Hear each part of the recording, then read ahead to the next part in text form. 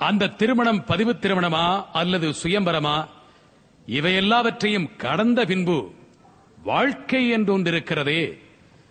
இந்த வாழ்க்கை மனிதனின் ஆரம்பத்திலிருந்தே ஒரு சவாலாகவே அமைந்திருக்கிறது. மனித வாழ்க்கையின் ஆரம்பமே சவால் என்பதை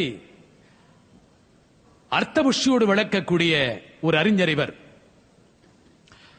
பெரும்பாலான உரைகள் அந்த மண்டபத்திலே நாம் கேட்டு சிரித்து மகிழ்ந்து பாராட்டுவதோடு நம் நினைவு விட்டு அகன்று போகலாம். ஆனால் இந்த அறிஞருடைய கருத்துக்கள் நல்லெண்ண விதைகளாக, பசுமரத்தாணிகளாக உங்கள் இதயத்தில் பதியம் போட்டு வைக்கக்கூடிய கருத்துக்களை எளிமையான தமிழிலே ஒவ்வொரு வார்த்தையும் ஒவ்வொரு வசனமும் அனாவசியமாக உதிர்க்காமல் அற்புதமாக உரையாற்றக்கூடிய கலையை மிக இளம் வயதிலேயே கற்று சமீப காலங்களில் செல்லும் இடமெல்லாம் சிறப்பு சேர்த்த ஒரு இளைய தலைமுறையின் சொல் வேந்தராக வருகை தந்திருக்கின்றார். உங்கள் முன்னிலையில் இந்த அரங்கிலே அமர்ந்திருக்கும் ஒவ்வொருவரும் வயது எல்லை இல்லாமல் ஏற்றுக்கொள்ளக்கூடிய கருத்துக்களை முன்வைத்து உரையாற்றக்கூடிய சொல்வேந்தர் சுகி சிவம் அவர்கள்.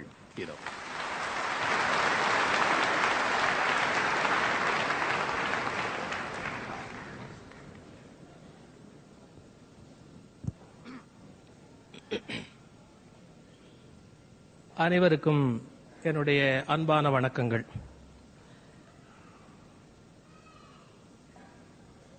மிக சிறந்த நல்லறிஞர்கள் இங்கே உங்கள் முன்னிலையில் பேசியிருக்கிறார்கள்.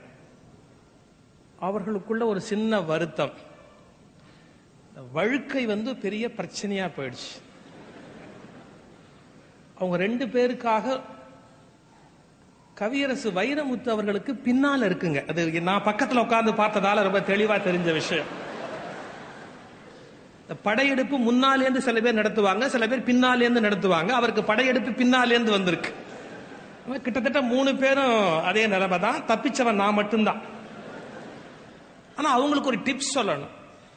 வழுக்கைனா வயசாயிடுச்சுன்னு அர்த்தம் கிடையாதுங்க. ரொம்ப இளமைக்கு தான் வழுக்கைன்னே பேர். எப்படின்னா இளநீ வாங்க போற போது சொல்லுவோம், என்ன இளசா வழுக்கையா கொடுப்பா அப்படின்னா இளநீல கேட்டு வழக்கம். அதனால ரொம்ப இளமையா இருக்கிறாங்க, அவங்களுக்கு வயசே ஆகல அப்படிங்கிறதுக்கு அதெல்லாம் ஒரு அர்த்தம். இந்த சவாலே சமாளின்னு எனக்கு ஒரு தலைப்பு கொடுத்தாங்களோ இல்லையோ, நிஜமாவே ஒரு சவால். இப்போ இதுங்க 2 பெரிய தமிழறிஞர்கள், கவிப்பேரரசு வைரமுத்து இன்றைக்கு இசைத்தமிழுக்காகவே செங்கோலோச்சி கொண்டிருக்கிற ஒரு கவியரசர். அவர் யார்? இயல் தமிழுக்கு என்றே செங்கோலோச்சி கொண்டிருக்கிற ஒரு பேச்சுக்கு அரசர் சாலமன் பாப்பையா அவர்கள். இப்படி 2 பேர் வலிமையாக தங்களுடைய கருத்தை வைத்து முடித்த பிறகு தன்னுடைய குரலிலேயே அமுதையும் தேனையும் குழைத்து வைத்திருக்கிற அறிவிப்பாளர் அப்துல் ஹமீத் அவர்கள் அறிவித்த பிறகு, 2 பெரிய தமிழறிஞர்கள் பேசிய பிறகு நான் பேசி மக்கள் இருந்து கேட்பது என்ற ஒரு கருத்தை வைத்திருக்கிறார்களே, இது எனக்கும் பெரிய சவால், கேட்கிற உங்களுக்கும் பெரிய சவால். காரணம், எந்த மனிதனாலும் தொடர்ந்து 40 நிமிடங்களுக்கு மேல் சிந்திக்க முடியாது. ஆனால் இந்தியாவில் பல பேர் சிந்திப்பதே கிடையாது. 40 நிமிடங்களுக்கு மேலே ஒரு மனிதனுடைய மூளை ஒரே விஷயத்தில் கவனத்தை செலுத்த முடியாது என்பதற்காகவே வகுப்பறைகளை அமைக்கிற போது 45 நிமிடங்களோடு பாடங்களை நிறுத்தி விடுகிறார்கள். ஆனால் இயற்கையின் அந்த அமைப்பையே சிங்கப்பூர் ரசிகர்கள் தோற்கடித்து 3வது மணி நேரம் ரசனையோடு வீற்றிருக்கிறார்கள் என்றால் இயற்கை உங்கள் முன்பு தோற்றுவிட்டது. நீங்கள் மிகப்பெரிய சவாலை சமாளித்திருக்கிறீர்கள். உங்களுக்கு என்னுடைய வாழ்த்து, பாராட்டு. தங்கமான நேரம் இந்த நேரம். அருமை நண்பர்கள், ஜிஎம்டி நிறுவனத்தை சார்ந்த நம்முடைய அன்பர்களும் வசந்தம் சென்ட்ரல் நிறுவனத்தை சார்ந்தவர்களும் இந்த அழகான நிகழ்ச்சியை ஏற்பாடு செய்திருக்கிறார்கள். சகோதரர் முஸ்தபா அவர்களும் தமீம் அவர்களும், இன்னும் சிங்கை தொலைக்காட்சி, பல்வேறு அமைப்புகளுடைய துணையோடு இந்த விழாவை நன்றாக அமைத்திருக்கிறார்கள். அனைவருக்கும் என்னுடைய வாழ்த்து. சில பேர் நடுவில் இப்படி நேரமாச்சே போலாமான்னு யோசிச்சா அவங்களுக்காக ஒரு சின்ன செய்தி சொல்லணும். நான் ஏன் இத தங்கமான நேரம் அப்படின்னு சொன்னேன்னா, இந்த தங்கத்துக்கு இருக்கிற சிறப்பே என்ன, இத ப்ராசஸ் பண்றதுன்னு தங்கத்தை நீங்க பிரிச்சு எடுக்கிற போது எப்படி எடுப்பார்கள், அது அப்படியே உருக்கி கொண்டே வருகிற போது அது மேல சில அழுக்குகள் எல்லாம் மிதக்கும். அந்த தங்கத்தை முற்றிலுமாக சுத்தம் பண்ணி பாறையிலேந்து பிரிச்சு கடைசியா கொண்டு வர்ற போது அதுக்கு ஏன் தங்கம்னு பேர் வச்சாங்க அப்படின்னா, தங்குவது தங்கம் எல்லாம் போய் கடைசியாக தங்குவது தங்கம்.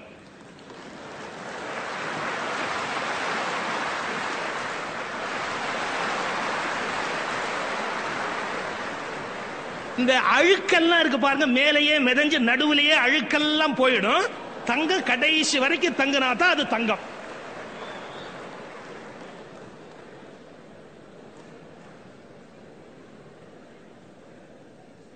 அழகா சொன்னார் நம்முடைய அப்துல் ஹமீத் அவர்கள், வாழ்க்கை ஒரு பெரிய சவால் அப்படின்னு. காதலை பற்றி கவியரசு அழகாக பேசினார்.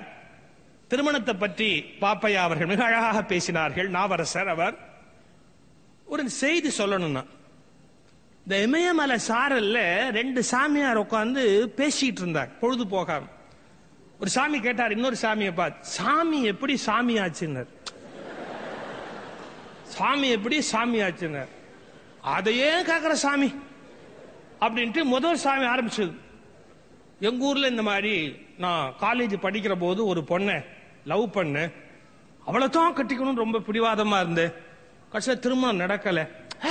என்ன வாழ்க்கை அப்படின்ட்டு அந்த வாழ்க்கையை விட்டு நான் சன்னியாசியா வந்துட்டேன். ஊர் என்ன பேர் என்ன எல்லாம் இவர் கேட்டு முடிச்சிடு. உடனே அவர் திருப்பி கேட்டார், என் கதையை கேட்டுட்டு சாமி எப்படி சாமி ஆச்சுன்னார். அந்த பொண்ணை கல்யாணம் பண்ணதால தான் நான் சாமியாரா இங்க வந்தேன். இப்ப காதலிச்சவனும் சாமியாரா போயிட்டான், கல்யாணம் பண்ணவனும் சாமியாரா போயிட்டான். நான் என்ன சொல்ல வரேன், எந்த சந்தர்ப்பத்திலும் அப்படி சாமியாரா வாழ்க்கையில இருந்து எகிரி குதித்து ஓடாமல் வாழ்க்கையை சந்திக்கிறவர்களே மானமுடையவர்கள், வீரமுடையவர்கள், தைரியமுடையவர்கள். அப்படி வாழ்க்கையை சந்திப்பதற்கு தயாராக இருக்கு. காதலிப்பது தவறு இல்லை நண்பர்களே, காதலிப்பது தவறு இல்லை. காதலியுங்கள், ஒருவரை காதலியுங்கள். காதலில் தோல்வி வந்து விட்டால் கட்டு தாடி எதற்காக, ஒரு ஜோலனாப்பை எதற்காக, காதல் தோற்று விட்டது என்று சொன்னால் வாழ்க்கையை விட்டுவிட வேண்டுமா? ஒரு நண்பர் கவிதை எழுதுகிறார், கொலுசு சத்தம் கேட்ட போது உயிர்த்தேன், மெட்டி சத்தம் கேட்டதும் மரித்தேன். என்ன கல்யாணம் ஆனவங்க தான் மெட்டி போடுவாங்க.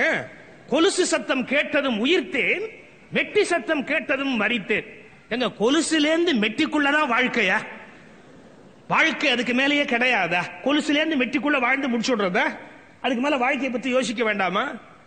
இயேசுநாதர் கல்யாணம் பண்ணிக்கல, இயேசுநாதர் காதலிக்கல, இயேசுநாதர் கல்யாணம் பண்ணிக்கல. உலகத்தின் ஒப்பற்ற பெரிய மனிதனாக வாழவில்லையா?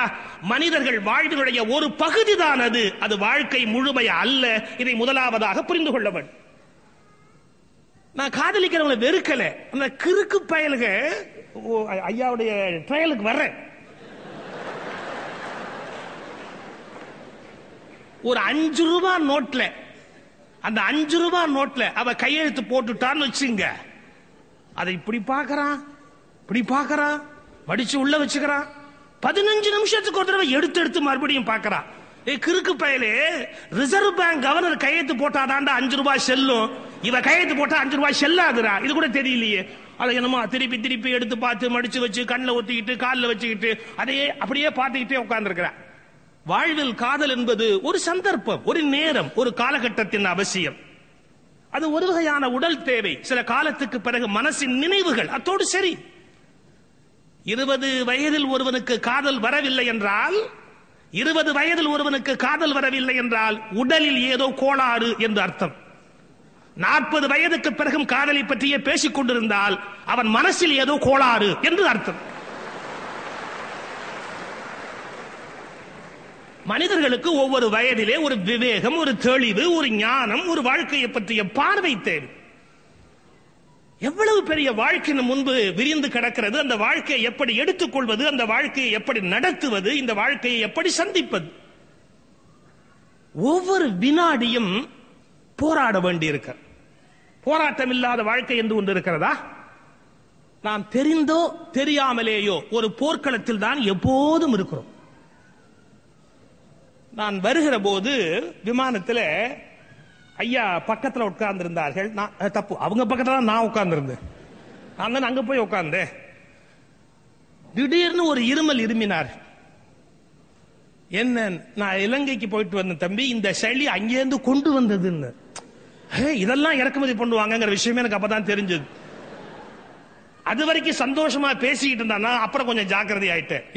அந்த இலங்கை சளி இந்தியா வழியா என் மூலமா சிங்கப்பூர் வரைக்கும் வந்துடக்கூடாது அப்படின்னு நான் ரொம்ப எச்சரிக்கை ஆயிட்டேன். என்ன அர்த்தம்? நீங்கள் நன்றாக இருந்தால் கூட உங்களை நோக்கி பாக்டீரியாக்களும் வைரஸ்களும் படையெடுத்துக் கொண்டே இருக்கின்றன. ஒவ்வொரு நிமிடமும் உங்கள் உடலிலே இருக்கிற எதிர்ப்பு சக்தி அதோடு போராடி கொண்டே இருக்கிறது. நீங்கள் விரும்பினாலும் விரும்பாவிட்டாலும் ஒரு யுத்த களத்தில் தான் நாம் இருக்கிறோம். இந்த உடலை காப்பாற்றிக் கொள்ள, நோய்க்கிருமிகளில் இருந்து காப்பாற்றிக் கொள்ள ஒரு பெரிய சவால் நம் முன்பாக காத்திருக்கிறது. நம்முடைய எதிர்ப்பு சக்தி அதை சமாளித்துக் கொண்டே இருக்கிறது. வாழ்க்கை முழுவதுமே கணக்கு செய்து பார்த்தால் ஒரு யுத்த களம் தான், ஒரு போராட்டம் தான். நம்மளை வீழ்த்துவதற்கு ஒவ்வொரு செயல், ஒவ்வொரு கிருமி, ஒவ்வொரு விலங்கு, ஒவ்வொரு மனிதன், ஒவ்வொரு சந்தர்ப்பம் காத்துக் கொண்டிருக்கிறது. நாம் இதை எப்படி சந்திப்பது, எப்படி ஏற்றுக்கொள்வது? முதல் விஷயம், இது ஒரு பிரச்சனை அல்ல என்கிற ஒரு தெளிவை நமக்குள்ளே ஏற்படுத்திக் கொள்ள வேண்டும். நம்மால் எப்படின்னா பிரச்சனை இல்லாததையே பிரச்சனை ஆக்கிடுவோம். சில பேர் கேஷுவலா சில வார்த்தை சொல்லுவாங்க, அது பல பேருக்கு பிரச்சனையா தெரியும். நான் கோவையில் குடியிருந்த போது வீட்டுக்கு ஊருக்கு தள்ளி ஒதுக்குப்புறமா ஒரு வீடு கட்டினேன். என் வசதிக்கு அங்கதான் இடம் வாங்கி வீடு கட்ட முடிஞ்சது, கட்டினேன். அது பெரிய வீடுங்க.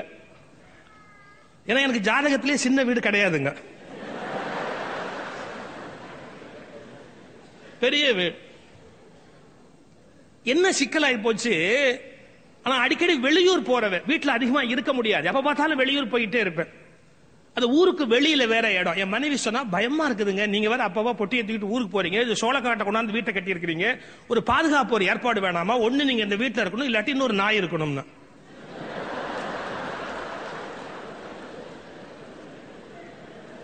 அவ எதேச்சியா சொல்ற. நான் என்ன சொல்லணும், ரெண்டுல ஒண்ணு இருந்தா சர்த்தா, அது முடிஞ்சு போய் சில விஷயம். நீ என்ன, நீ நாய் இல்லாட்டி நான் சொன்னா அப்ப நான் என்ன நாயா? அவ அதுக்கு ஒரு வார்த்தை சொன்னா, இதான் உங்ககிட்ட ஒண்ணுமே பேசுறதில்ல, எது பேசினாலும் பிரச்சனையாக்குறது. கேஷுவலா ரெஃபர் பண்றா. இதை விட கொடுமை, ஆரம்பத்துல வாழ்க்கை ஆரம்பிக்கிறப்ப மனுஷனுக்கு என்ன வசதி இருந்தது? வீட்டுல ஃப்ரிட்ஜ் கிடையாது. வீட்டுல ஃப்ரிட்ஜ் கிடையாது. காலைல 4 மணிக்கு எந்திரிச்சு வெளில போறோம்னா ஒரு காஃபி வேணும். அதுக்காக முதல் நாளே பாலை எடுத்து தனியா வச்சிருப்பா, தண்ணிக்குள்ள வச்சிருப்பா. காலையில 4 மணிக்கு அந்த பால்ல காஃபி போட்டு கொண்டா அப்படி. இந்த நாய் என்னன்னா, எனக்கு முன்னாடி எந்திரிச்சு உட்காந்துக்கும். நான் காப்பி குடிச்சு அதுக்கும் ஆரம்பத்தில் நம்மளோட சமம்னு முடிவு பண்ணிடுச்சு இல்ல. நான் என்ன சாப்பிட்டாலும் அதுவும் சாப்பிடணும் வந்து பிடிவாதம் பண்ணு. நான் எந்திரிச்சு காப்பி குடிக்கிறது உட்கார்ந்து இருப்பேன். அது காப்பி அவ எடுத்துட்டு வரதுக்காக வந்தா அது முன்னாடி வந்து உட்காந்து வாழ வாழ எப்படி ஆட்டு. நான் என்ன நினைச்சேன், சரி இது ஏதோ வாழை ஆட்டுது, நாம குடிக்கிற காப்பியில கொஞ்சம் ஊத்துவோமே, இப்படி ஊத்த போனோம் பாருங்க. என் மனைவி கையை ஊத்தாதீங்க, அதுக்கு ஊத்தாதீங்க, ஏன்னா நேத்தைய பால், அதுக்கு உடம்பு கட்டு போகும்னா.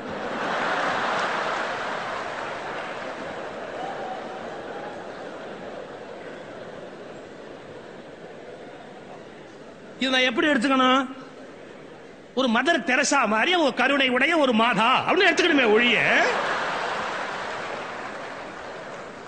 உடனே மறுபடியும் அப்போ நாய் குடிச்சா கெட்டு போவோம், நான் குடிக்கலாமா? அது இது குடுக்கல. இது என்னன்னா, சில பேர் யார் எது சொன்னாலும் வாழ்க்கையில பிரச்சனையை ஆக்கிறதுக்குனே இருக்கிறோம்.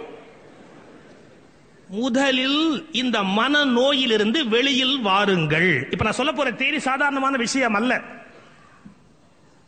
ஏதோ உங்களை சுற்றி இருக்கிற எல்லோருமே உங்கள் எதிரிகள் என்றும், அவர்கள் உங்களை வீழ்த்துவதற்காகவே எப்போதும் காத்திருக்கிறார்கள் என்றும், உங்களை அவமானப்படுத்துவதற்காகவே அவர்கள் பேசுகிறார்கள் என்றும் நீங்கள் நினைக்க தொடங்கினால் உங்களுக்குள் தாழ்வு மனப்பான்மை தோன்றிவிட்டது என்று அர்த்தம். நான் இன்றைக்கு கம்பீரமாக சொல்லுகிறேன், எந்த விதமான மனக்கலனமும் இல்லாமல் சொல்லுகிறேன். ஒருவேளை நான் வீழ்ச்சி அடையும்படியாக என்னை வீழ்த்தக்கூடிய ஒரு பேச்சாளனை கடவுளாலும் படைக்க முடியாது என்கிற தெளிவில் நான் இருக்கிறேன். காரணம், நான் அகங்காரத்தால் பேசவில்லை, ஆணவத்தால் பேசவில்லை. என்னை வீழ்த்தக்கூடிய ஒரு பேச்சாளனை கடவுள் படைக்க மாட்டார். காரணம், கடவுள் மண்ணில் செய்ய வேண்டிய வேலை அவர் சார்பில் நான் செய்து கொண்டிருக்கிற காரணத்தினாலே என்னை வீழ்த்துகிறவரை படைப்பதற்கு கடவுளுக்கு தைரியம் வராது. நம்மில் பலர் கற்பனை எதிரிகளோடு போராடுகிறார். ஒரு மருமகளுக்கு மாமியாருக்கு எங்க பிரச்சனை வருது? கற்பனை பண்ணிட்டாங்க, எதிரியா கற்பனை பண்ணி டிக்ளேர் பண்ணிட்டாங்க. நான் என்ன பண்ணாலும் அதை குத்த சொல்லுவா, நான் உட்கார்ந்தா குத்தம், நின்னா குத்தம், அவ அப்படித்தான் பேசுவா. எப்படி பிறப்பிலேயே பூனையும் எலியும் பகையா இருக்கு, மனுஷன் பிறப்பிலேயே பகையா இருக்கிறானா? அந்த எண்ணம் மனசுல அப்படியே உருவாயிடு. இயல்பிலேயே ஒரு எதிரியை கற்பனை பண்ணிக் கொள்கிறார்கள். அந்த எதிரியை பற்றியே எப்போதும் கவலைப்படுகிறார்கள். உங்கள் எதிரியை பற்றிய கற்பனையில இருந்து வெளியில் வாருங்கள். அந்த எதிரிகளை பற்றிய கற்பனைகளை நீங்கள் வளர்த்துக் கொண்டு விட்டால் நிஜமான போராட்டத்தில் தோற்று விடுவீர்கள். வாழ்க்கையில எது நிஜமான போராட்டம்? பணம் சம்பாதிப்பதா, புகழடைவதா, ஒரு இடத்தை பெறுவதா? இதுக்கு என்ன காரணம்? ஏன் ஒரு போராட்டம் நடந்து கொண்டே இருக்கிறது மனிதனுக்குள்ளே? எதையாவது சாதிக்க வேண்டும், ஏதாவது ஒன்றை அடைய வேண்டும். இப்ப மனிதனுக்காக போராடி கொண்டே இருக்கிறார். இன்னைக்கு நீங்க பாருங்க, 1 கோடி சம்பாதிச்சவர் ஏன் இன்னும் சம்பாதிக்க நினைக்கிறாரு? 1 கோடி ரூபாய் சம்பாதிச்சாச்சு, போறாதா? உட்கார்ந்து சாப்பிடலாம், வசதியா இருக்கலாம், எல்லா சொத்தையும் ஒழுங்கா நிர்வாகம் பண்ணிக்கிட்டே இருந்தா போற, வேற ஒண்ணுமே பண்ண வேண்டாம். அவர் ஏன் மேற்கொண்டு சம்பாதிக்கணும்? ராக்ஃபெல்லர் ஒரு முறை விமானத்துல பயணம் பண்ணிக்கிட்டு இருக்கிறார். அவரோட ஒரு இளைஞர் பக்கத்துல உட்கார்ந்து இருந்தார். அவர் கேட்டாரா, இன்னும் நீங்க எதுக்கு அலையறீங்க? உலகம் முழுக்க சுத்தி சம்பாரிச்சு என்ன பண்ண போறீங்க? ஏற்கனவே நிறைய சம்பாரிச்சிட்டீங்களே, இன்னும் என்ன சம்பாதிக்க போறீங்க? அவர் சொல்றாரு, சரி, இந்த விமானம் கீழே இருந்து மேல வரத்துக்கு எவ்வளவு கஷ்டப்பட்டது தெரியுமா? எப்பவுமே பிளைட் அது டேக் ஓவர் பண்றது ரொம்ப கஷ்டம், மேல வரத்துக்கு ரொம்ப சிரமப்பட்டது. எல்லா என்ஜினையும் ஆன் பண்ணி எவ்வளவு சிரமப்பட்டு மேல தூக்குனாங்க தெரியுமா?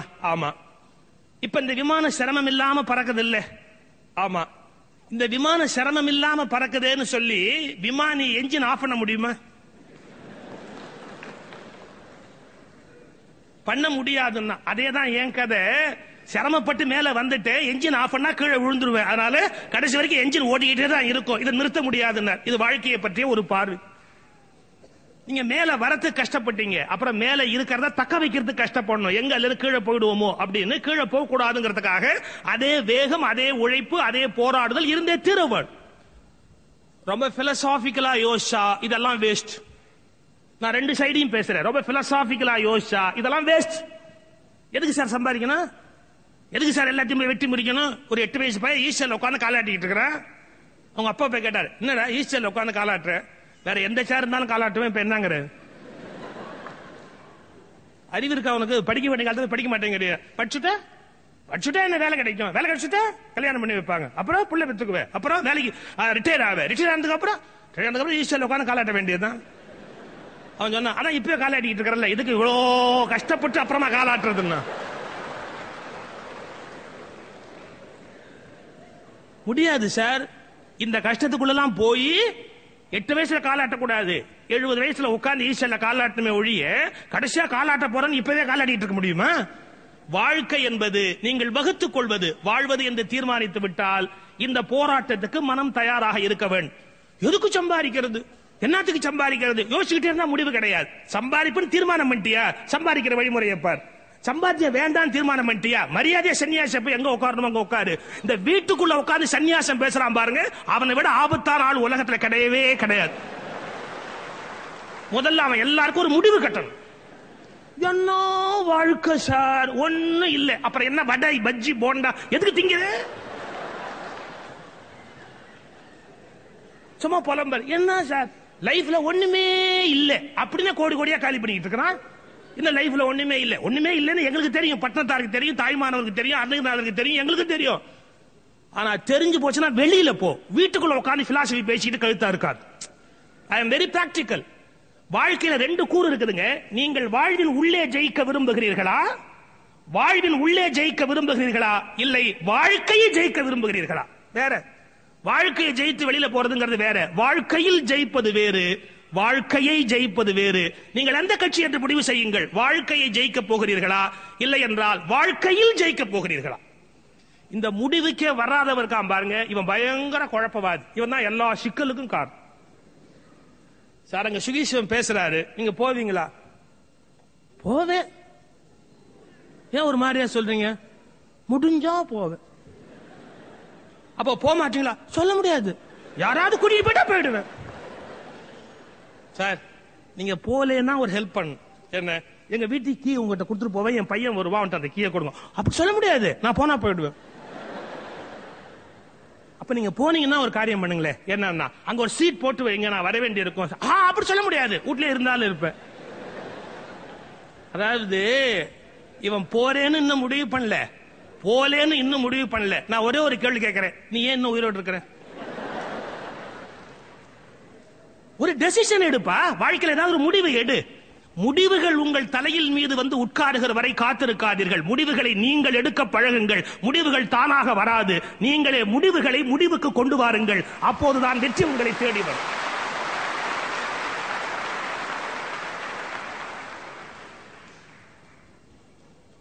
வாழ்வினுடைய ஒவ்வொரு கட்டத்திலும் நாம் ஏன் போராடுகிறோம்? இந்த உந்துதல் சக்தி எங்கிருந்து வந்தது? நான் சயின்ஸ் சொல்றேன், தப்பா நினைக்காதீங்க. இது ஓட்டப்பந்தயம் சார். வாழ்க்கை ஒரு ஓட்டப்பந்தயம். நமக்கு முன்னாடி ஒருத்தன் ஓடுறான், நம்ம தாண்டி ஓடி ஆகணும். ஆனா ஓடுற போது ஒருத்தர் நிறுத்தி, ஏன் ஓடுற, எதுக்கு ஓடுற, ஓடி என்ன பண்ண போற, இதெல்லாம் பேசாது. எனக்கு முன்னாடி ஒருத்தன் ஓடுறான், அவனுக்கு முன்னாடி நான் ஓடி ஆகணும். எதுக்கு ஓடுற, என்ன ஓடுறன்னு கேட்காத. எனக்கு முன்னாடி ஒருத்தன் ஓடணும், அவனுக்கு முன்னாடி நான் ஓடணும். அதான் வாழ்க்கை. ஓடி ஒரு இடத்தை பிடிச்சு ஆகணும். ஏன் ஓடுற கேட்காதீங்க. நான் அதுக்கு ரீசன் சொன்னேன்.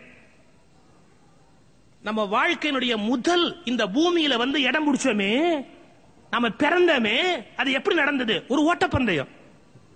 சயின்ஸ் எத்தனை பேருக்கு தெரியுமோ எத்தனை பேருக்கு தெரியாதோ, நம்ம இந்த வாழ்க்கையில இடம் பிடிச்சோமே பூமியில வந்து ஓட்டப்பந்தயம். என்னன்னா, தாயும் தந்தையும் சந்தித்து ஒருவரோடு ஒருவர் கலந்த போது என்ன நடந்தது? தந்தையோட உடம்புல லட்சக்கணக்கான உயிரணு கிளர்ந்து எழுந்து தாயோட கர்ப்பப்பையை நோக்கி ஓடுது. நான் முந்தி நீ முந்தி, நான் முந்தி நீ முந்தி, இடம் பிடிக்கணும் அப்படின்னு சொல்லி ஒரு தந்தையின் உடம்பில இருந்து லட்சக்கணக்கான உயிரணுக்கள் ஓடி வந்து தாயின் கர்ப்பப்பையில் இடம் பிடிக்க நினைக்கின்றன. ஒன்றை மறந்து விடாதீர்கள், அந்த ஓட்டப்பந்தயத்தில் ஓடி வந்து நம்முடைய தாயின் கர்ப்பப்பையில் இடம் பிடித்த ஒற்றை உயிர் அணுதான் நாம்.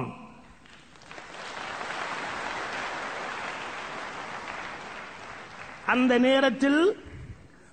நேரத்தில் என் தந்தையில் இருந்து ஓடி வந்த உயிரணுக்கள் ஓட்டப்பந்தயத்தில் நான் ஜெயிக்காமல் வேறு அணு ஜெயித்திருந்தால் அது என் அண்ணனோ என் அக்காவாவோ இருக்குமே ஒழிய அது நானாக இருக்க முடியாது. எனவே நான் ஓடி ஜெயித்து என் தாயின் கர்ப்பத்தில் இடம் பிடித்தவன். எப்படி தாயின் கர்ப்பத்தில் இடம் பிடித்தேனோ அதுபோல இந்த பூமி தாயின் கர்ப்பத்திலும் ஒரு இடம் பிடிக்காமல் இந்த இடத்தை விட்டு நான் போக மாட்டேன். இந்த ஓட்டப்பந்தயம் தான் இயற்கையான உந்து சக்தியாக உங்களுக்குள்ளே இருக்கிறது. 10 பேர் பணக்காரனானால் அவனை விட பணக்காரனாகு. 10 பேர் புகழ் பெற்றால் அவனை விட பெரிய மனிதனாக மாறு. 10 பேர் தலைவனானால் தலைவனை வீழ்த்தி விட்டு தலைவனாக மாறு. இந்த ஓட்டப்பந்தயம் நடந்து கொண்டே இருக்கும். நண்பர்களே, ஓடுவதற்கு முடியாத உட்கார்ந்து விடுங்கள். ஓட்டத்தில் அரைகுறையாக ஓடி போய் நீங்கள் உங்களுடைய காரியத்தை கெடுத்து விடாதீர்கள். ஓடுவதற்குரிய தைரியத்தோடு ஓடுங்கள். ஏன் ஓடுகிறோம், எதற்கு ஓடுகிறோம் என்ற கேள்வியை எழுப்பினால் நீங்கள் ஓட்டப்பந்தயத்திற்கு லாயக்கில்லை. தெளிவான ஒரு முடிவுக்கு வாருங்கள். வாழ்க்கையை ஜெயிக்க போகிறீர்களா, வாழ்க்கையில் ஜெயிக்க போகிறீர்களா? இரண்டு ஒரு முடிவெடுக்க வேண்டிய காலகட்டம். தயவு செய்து அதை பின்பற்றுங்கள். இப்போ உடனே பல பேர் கேட்பாங்க, சார் ஜெயிக்கணும்னு சொல்றீங்க, வெற்றி பெறணும்னு சொல்றீங்க, எப்படி ஜெயிக்கிறது? அதுக்கு பலம் எங்கேருந்து வரும்? பலம் எங்கேருந்து வரும்? வரும். எல்லா பலத்துக்கும் மூல சோர்ஸ், மூல காரணம் ஒன்னு இருக்கு. அது என்னன்னு, அந்த வெற்றி பெற வேணுங்கிற எண்ணம் உங்களுக்கு இருந்துட்டா வெற்றி பெறுவீர்கள். அந்த எண்ணமே இல்லைன்னா கடவுள் கூட உங்களை வெற்றி பெற வைக்க முடியாது. ஒரு குறள் சொல்றது உண்டு, கொஞ்சம் கற்பனையாகவும் சொல்றது உண்டு. திருவள்ளுவர் ஒரு பள்ளிக்கூடத்து இலக்கியம் என்ற விழாவுக்கு பேச போனாரு. பசங்களை பார்த்து ஒரு கேள்வி கேட்டாரு. தம்பி, தாமரைப்பூவோட உயரம் என்ன? சும்மா ஒரு கேள்வி கேட்பமே, பசங்களை பார்த்து ஒரு கேள்வி, ஒரு கற்பனையா பேசுவாங்க. இப்படி கேட்ட உடனே ஒரு பையன் என்ன பண்ணா, அடுத்த பையனை பார்த்தான். இது நம்ம பசங்க டெக்னிக். யாராவது கேள்வி கேட்டா அடுத்த ஆளை பார்த்தான்னா அந்த கேள்வியை தூக்கி அவன் மேல போட்டாச்சுன்னு அர்த்தம். இனி அவனாச்சும் அந்த கேள்வியாச்சும் அதுக்கு எனக்கு சம்பந்தமே இல்லப்பா. அந்த பையன் ரொம்ப நேர்மையான பையன். திருவள்ளுவரையே நேரா பார்த்தான். என்ன அர்த்தம்னா, உன் கேள்வி நீயே வச்சுக்கியான்னு. திருவள்ளுவர் நொந்து போயிட்டார். எங்க ஊர் பஸ்ல பிரயாணம் பண்ணியே திருவள்ளுவர் நொந்து போயிட்டாரு. இது ஏன்னா தாமரப்பு உயரம் என்னன்னா ஒரு பையனுக்கு தெரியாத ஒரு பையன் பார்த்தா, சொல்லாட்டி தாடி விடாதுப்பா, சொல்லாட்டி தாடி விடாதுப்பா, எதா சொல்லு. உடனே ஏஞ்சான். தாமரைப்பூவின் உயரம் 2 அடி. திருவள்ளுவர் கேட்டார், ஏன் 3 அடி இருக்காதா? வச்சுங்க. எங்க வீட்டுதா உங்க வீட்டுதா, எப்படி சௌரியம் போல வச்சுங்க. திருவள்ளுவர் கசந்து போயிட்டார். என்னடா தாமரப்பு 2 2 3 3 ஒரு பையன் எழுந்தான். அவன் தான் கரெக்டா பதில் சொன்னான். ஐயா உங்கள் கேள்வி தவறுன்னு. திருவள்ளுவர் கேட்டார், என்னடா என் கேள்வி தவறுங்கிற, என்ன சொல்லு, அதான் உண்மையான விடை.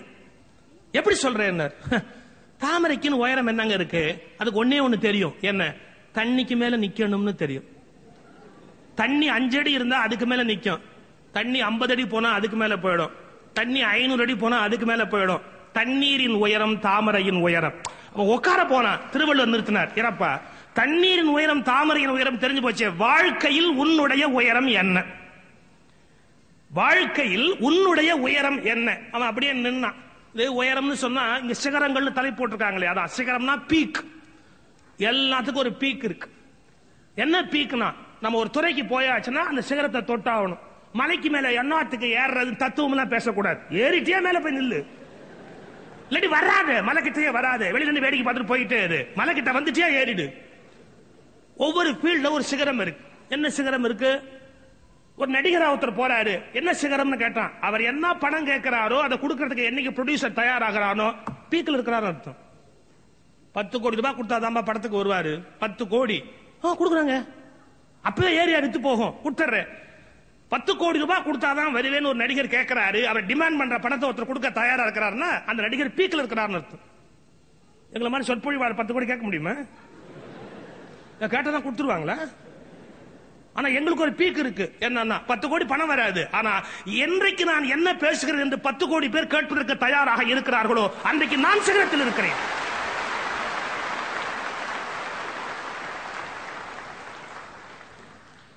தன்னம்பிக்கை தான் வாழ்க்கை நண்பர்களே, தன்னம்பிக்கை தான் வாழ்க்கை.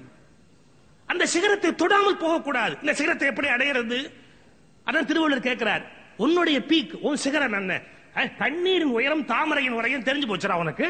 தண்ணீரின் உயரம் தாமரையின் உயரம். வாழ்க்கையில் உன்னுடைய உயரம், வாழ்க்கையில் உன்னுடைய உயரம் அவனுக்கு தெரியல. திருவள்ளுவர் முடிச்சார், தண்ணீரின் உயரம் தாமரையின் உயரம், வாழ்க்கையில் நம்முடைய உயரம் நம்முடைய எண்ணத்தினுடைய உயரம்.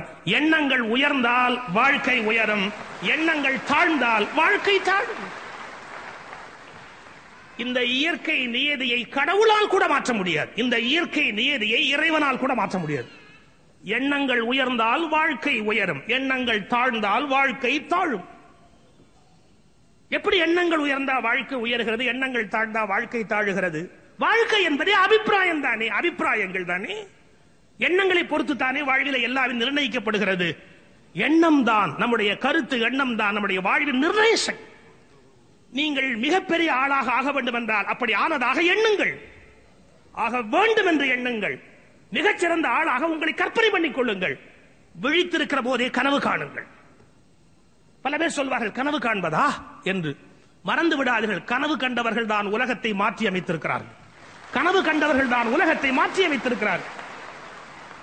இந்தியா அடிமையாக இருந்தது, இந்தியா அடிமையாக இருந்தது. அப்போது பாரதி பாடினார், பறையருக்கும் இங்கு தீய புலையருக்கும் விடுதலை விடுதலை விடுதலை. பாரதி கனவு கண்டான், இந்தியா விடுதலை பெற்றது. கனவு கண்டவர்கள் தான் உலகத்தை மாற்றி அமைத்திருக்கிறார்.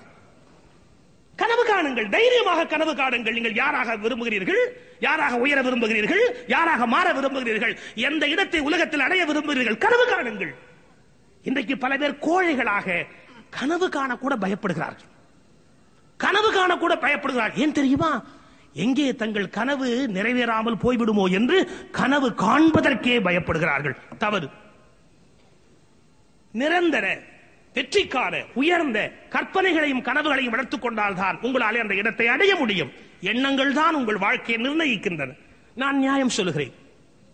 இந்த உலகத்தை பற்றி, உலகத்தின் படைப்பை பற்றி 3 மத நூல்கள் என்ன சொல்லுகின்றன? இப்படி ஒரு உலகம் இருக்கட்டும் என்ற இறைவன் இப்படி ஒரு உலகம் இருக்கட்டும் என்று இறைவன் இந்த உலகத்தை படைக்கிறார். இப்படி இருக்கட்டும் என்று எண்ணுகிறார், உலகம் உண்டாகிவிட்டது. இதே கருத்தை நீங்கள் பைபிளிலும் பார்க்கலாம், திருக்குர்ஆனிலும் பார்க்கலாம். இப்படி ஒரு உலகம் இருக்கட்டும் என்று இறைவன் எண்ணுகிறார், இந்த உலகம் உண்டாகிவிட்டது என்று. இதை இந்து மத வேதங்கள் வேறு ஒரு வார்த்தையில சொல்லும், சங்கல்பம் என்று சொல்லும். சங்கல்பம் என்றால் சிறந்த கற்பனை, சங்கல்பம். சிறந்த கற்பனையிலே வேதம் சொல்லுகிறது. என்ன சொல்லுகிறது? இப்படி ஒரு பிரபஞ்சம் இருக்கட்டும் என்று இறைவன் சங்கல்பம் செய்கிறான், இந்த உலகம் உண்டாயிற்று. இந்து மதம், இஸ்லாம் மதம், கிறிஸ்துவ மதம் மூன்றுமே இது இறைவனுடைய எண்ணம் என்று சொல்லி இருக்கிறது. மறந்து விடாதீர்கள், இறைவனுடைய எண்ணத்தால் இந்த உலகம் உருவானது. உங்கள் எண்ணத்தால் உங்கள் உலகம் உருவாகும். இது இயற்கையின் நியதி. எனவே நீங்கள் யாராக ஆக விரும்புகிறீர்களோ, எந்த இடத்தை அடைய விரும்புகிறீர்களோ, எந்த நிலையை அடைய விரும்புகிறீர்களோ, அதை அடைவதாக எப்போதும் எண்ணிக்கொண்டே இருங்கள். நம்பிக்கையை இழந்து விடக்கூடாது. இன்னொன்று, மனிதர்கள் எங்கே சோர்வடைகிறார்கள்? அவர்களுக்கு ஒரு வகையான குழப்பம் இருக்கிறது, தயக்கம் இருக்கிறது, தாழ்வு மனப்பான்மை இருக்கிறது. சில பேர் நினைக்கிறாங்க, நான் பிறப்பிலேயே அதிர்ஷ்டம் இல்லாதவன், என் தலையில கடவுள் அப்படி எழுதிட்டார், நான் சமயவாதி, அடிப்படையிலே basically I am a religious man. நான் சொல்லுகிறேன், விதி என்பது கூட உங்கள் எண்ணங்கள் தான். விதி என்பது கூட உங்கள் எண்ணங்கள் தான். நீங்கள் என்ன விரும்புகிறீர்களோ அது உங்களுக்கு விதியாக எழுதப்படுகிறது. பல பேர் சொல்றாங்க, எனக்கு அதிர்ஷ்டமே கிடையாது. இன்னும் சாதாரணமாவே தோற்றம் கொஞ்சம் அசிங்கமா இருந்தா, கொஞ்சம் ஒரு மாதிரி விகாரமா, பார்க்க அவ்வளவு அழகா இல்லை அப்படின்னா, நமக்கு பர்சனாலிட்டியே இல்லப்பா, நம்மள யாரும் லவ் பண்ணுவோம், நம்மள யாரும் நேசிக்க மாட்டாங்க. அவங்க சொன்னாப்புல கருப்பா பிறந்துட்டாலே கூட சில பேருக்கு ஒரு தாழ்வு மனப்பான்மை வந்துடும், நான் ரொம்ப கருப்பு அப்படின்னு. என்ன பெரிய கருப்பு? இந்தியாவுடைய இதிகாச நாயகன் ராமன் அவனே கருப்பு. இந்தியாவுடைய இதிகாச நாயகன் கண்ணன் அவனே கருப்பு. கருப்பா இருக்கலாம், நிமிர்ந்து உட்காருங்க. கிருஷ்ணன் லவ் பண்ணதை விடவா இன்னொருத்த லவ் பண்ண முடியும்? கருப்பா இருந்தா எப்படின்னா பிளாக் மணி மாதிரி அது ஒரு அட்ராக்ஷன். ஒயிட் மணியை விட பிளாக் மணிக்கு ஒரு அட்ராக்ஷன் இருக்குல்ல. கருப்பா இருக்க ஒரு பிளஸ் பாயிண்ட். முதல்ல நான் இன்னைக்கு ஒன்று சொல்றேன் பாருங்க, நமக்கு எதை குறைன்னு எல்லாரும் சொல்றாங்களோ, இது ஒரு சாதாரண விஷயம் இல்ல. உங்களுக்கு எதை பிறர் குறை என்று சொல்லுகிறார்களோ அதுதான் உங்கள் பிளஸ் பாயிண்ட் என்று நினைக்க தொடங்குங்கள். உங்கள் வாழ்க்கை எப்படி மாறுகிறது என்று பாருங்கள். உங்களுடைய குறை என்று யார் எதை வர்ணிக்கிறார்களோ அதையே உங்களுடைய பிளஸ் பாயிண்டாக நினைக்க தொடங்குங்கள். அன்றிலிருந்து உங்களுக்கு ஒரு புதிய விதி எழுதப்படும். பஹ்ரைன் போய் தங்கி இருந்தேன். ஒரு தம்பதிகள் வீட்டில் தங்கி இருக்கிறேன். அவங்களுக்கு குழந்தை இல்லை. குழந்தை இல்லைன்னு சொன்னா நம்ம ஊர்ல என்ன பேச்சு பேசுவான்னு உங்களுக்கு தெரியும். நான் கேட்டேன் அவங்களே, கடைசியா குழந்தை இல்லைங்கிறது உங்களுக்கு வருத்தமா இல்லையா அப்படின்னு. அந்த அம்மா சொன்னாங்க, இல்லைங்க. இல்ல நீங்க செயற்கையா சொல்றீங்களா, நிஜமாவே சொல்றீங்களா? அந்த அம்மா சொன்னாங்க, நாங்க பஹ்ரைன் வந்துட்டோம், இங்க தங்கி இருக்கிறோம், நம்ம இந்தியால இருந்து பல பேர் இங்க வர்றாங்க. அதுல என்ன சிக்கல்னு கேட்டா, இங்க வர்றவங்க மறுபடியும் டிக்கெட் செலவு பண்ணி திருமணம் ஆனதுக்கு அப்புறம் பிரசவத்துக்கு ஊருக்கு போறதுங்கிறதுலாம் அவ்வளவு சுலபம் இல்ல. இங்க வந்துட்டு அந்த பெண்கள் திருமணமாகி தாய்மை பேர் அடைகிற போது டிக்கெட் செலவு பண்ணி இந்தியா திரும்ப முடியாத போது ரொம்ப சிரமப்படுறாங்க. நான் ஒரு பாலிசி வச்சுட்டேன். என்ன, எனக்கு குழந்தை இல்லைன்னு தெளிவா டாக்டர் தீர்மானம் பண்ணி சொல்லியாச்சு, இனிமே இல்லைன்னு ஆயிப்போச்சு. அதனால யாரெல்லாம் இங்க நம்ம இந்தியர்கள் இந்த மாதிரி குழந்தை பேருக்கு தாய்மை பேரோடு இருக்கிறாங்களோ அந்த பெண்களை எல்லாம் எங்க வீட்டுல கொண்டு வந்து வச்சு நான் தாயா இருந்து அவங்களுக்கு சாப்பாடு போடுவேன். டெலிவரி வரைக்கும் எங்க வீட்டுல வச்சிருப்பேன். என் வீட்டுக்கு வருவதற்கு அவர்கள் கூச்சப்பட்டால் அவர்கள் வீட்டில் போய் சமையல்காரியாக நான் வேலை செய்வேன் சொல்லிட்டு சொன்னாங்க. அது போல 36 பிரசவங்களை என் வாழ்க்கையில் பார்த்திருக்கிறேன் சொல்லிட்டு அந்த அம்மா முடிச்சாங்க. எனக்கு ஒரே ஒரு குழந்தை பிறந்திருந்தால் அந்த குழந்தையை மட்டுமே என் குழந்தையாக நினைத்து அவர்களுக்கு பிறந்த குழந்தையை பேரன் பேத்தியாக நினைத்திருப்பேன். இப்போது எனக்கு 36 பேரன் பேத்திகள் எல்லா ஜாதியிலும் எல்லா மதத்திலும் எனக்கு இருக்கிறார்கள். எனக்கு பிள்ளை பிறக்காதது கடவுள் எனக்கு கொடுத்த வரம்.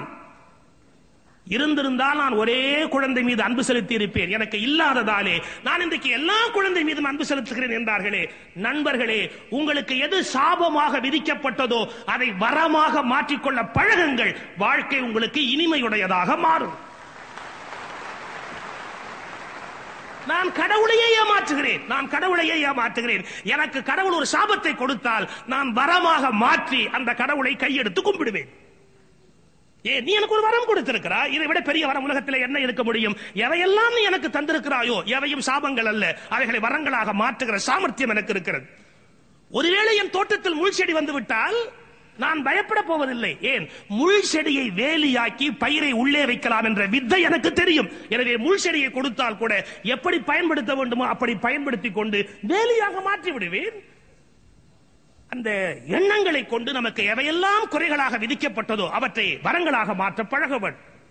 வேத காலத்துல அஷ்டாவக்கரர் அப்படின்னு ஒரு ரிஷி இருந்தாராம். வேத காலத்துல அஷ்டாவக்கரர்னா 8 கோணல் உடையவர்.